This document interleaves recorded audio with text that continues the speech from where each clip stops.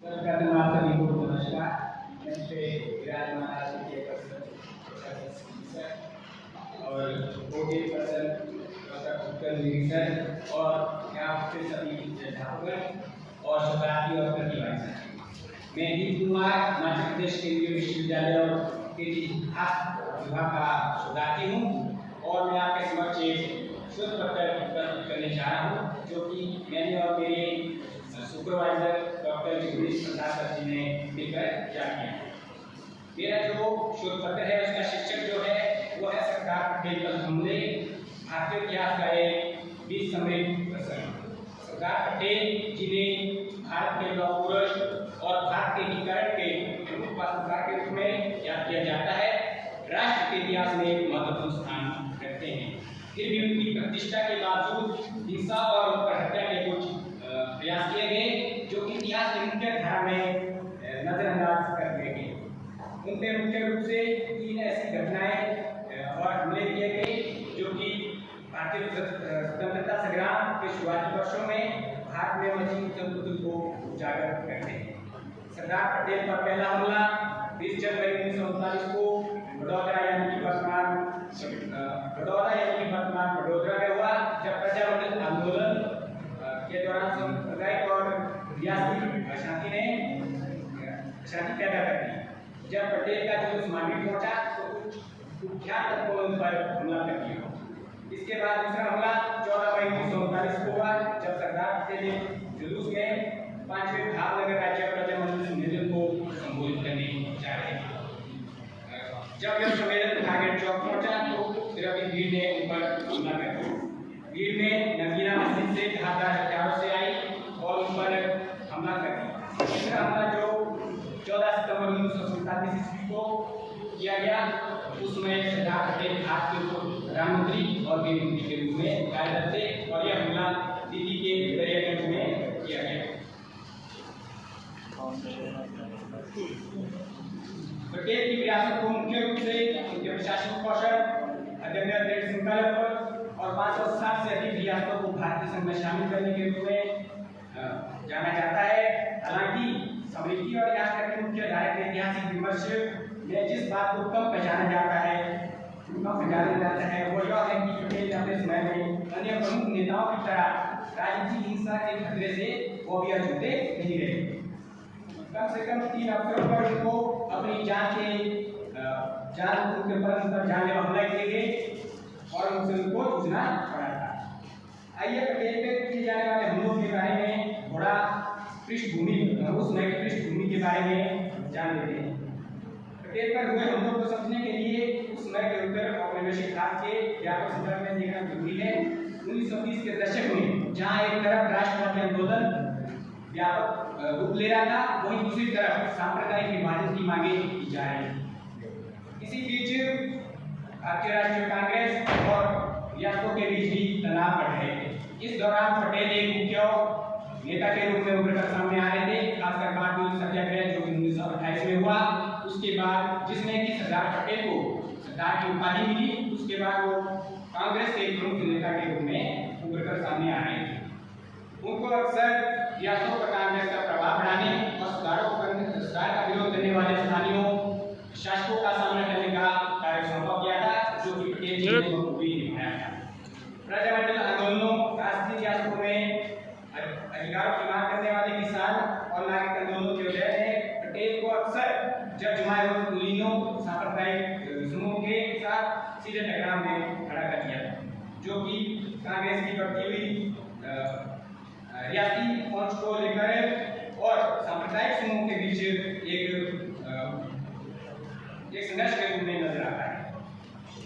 पहला हमला बड़ौदा हमला 1939। सरदार पटेल पर पहला महत्वपूर्ण हमला 20 जनवरी 1939 को बड़ौदा में हुआ, जब वे स्थानीय प्रजामंडल आंदोलन में शामिल होने जा रहे थे। पटेल को एक विशाल सभा को संबोधित करना था और जिसके लिए वो वहां उपस्थित हुए थे। ऐसे में रूढ़िवादी सांप्रदायिक ताकतों को, जिनको कि पटेल के विचार से बेचैनी पैदा हुई, उन्होंने उन पर हमला करने के लिए प्रयास किए। सरदार पटेल 1921 में गुजरात प्रांतीय समिति के अध्यक्ष बन गए थे और बड़ौदा राज्य में राष्ट्रीय गतिविधि को बढ़ावा देने प्रयास कर रहे थे।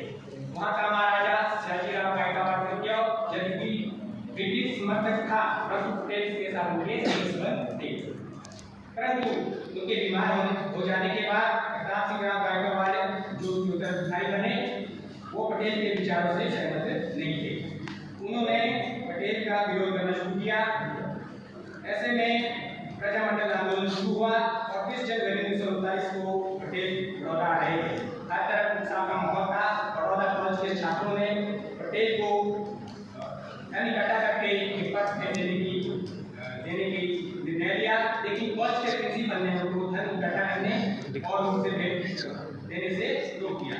जब सरदार पटेल गोपाल दास मरीदुल्ला भाई सराभाई महादेव देसाई के साथ शाम 5 बजे रेलवे स्टेशन पर पहुंचे तो सरदार जी की जय हो के नारे चारों तरफ से गूंज रहे थे। ऐसे में जब उनका जुलूस मांडवी पहुंच रहा था तो कुछ ख्यात तत्वों ने उन पर काले झंडे लहराए और सरदार वापस जाओ के नारों के साथ प्रचार करना शुरू कर दिया।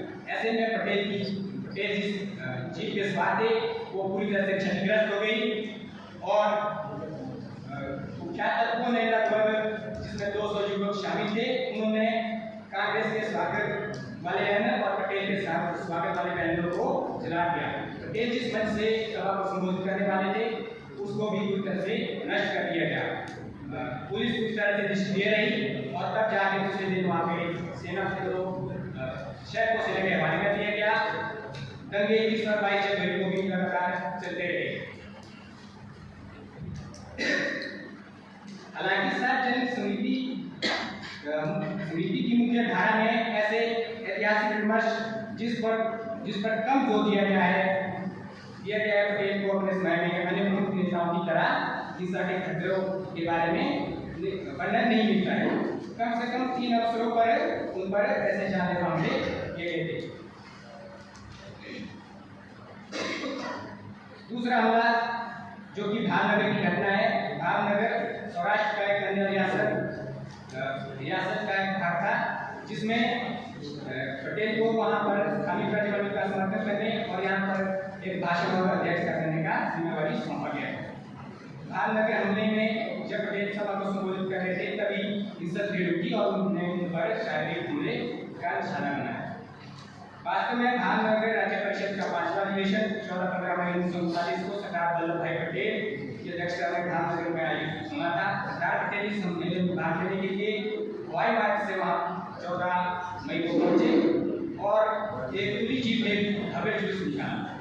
जुलूस जब टारगेट चौक पहुंचा तो नगीना मस्जिद में छिपे 57 लोगों ने उन पर धारदार चाकू चलाए, चाकू और तलवार से हमला कर दिया, जिससे कि जिसमें उनके दो साथियों ने जिसमें कि बच भाई पटेल और जाटव भाई मोदी ने पटेल के चारों तरफ अपनी एक दीवार बनाई जिसमें उनके अपनी जान से हाथ लगा था। तीसरा हमला दिल्ली के दरियागंज में हुआ जो कि अंतर भारत में 15 मई 1947 को उस समय जब पटेल दिल्ली के दरियागंज के एयरपोर्ट पर स्थित थी। वो युवकों ने उस पर हमला किया और उन युवकों ने हमला इसलिए किया क्योंकि वे पटेल के एकीकरण के नीति के प्रति द्वेष उनके मन में था, इसलिए उन्होंने उन पर हमला किया। अब मैं निष्कर्ष तक कहना चाहूँगा। सरदार वल्लभ भाई पटेल की कहानी को उनके द्वारा झेले गए जोखिमों के द्वारा झेले गए हमलों को स्वीकार किए बिना उनकी कहानी को पूरी तरह से नहीं समझ सकते। बड़ौदा का हमला, भावनगर का हमला, मंदिर के रूप पर हमला इस बात का संकेत करता है कि उनको अपने जीवन में हमेशा हिंसा और हिंसात्मक प्रतिरोध का सामना करना पड़ा। इन प्रसंगों के पुनर्निर्माण कर इस शोध पत्र में ऐतिहासिक स्मृति में पुनर्स्थापित करने का उद्देश्य है और ऐसे बलिदानों को उजागर करने का प्रयास किया है। धन्यवाद।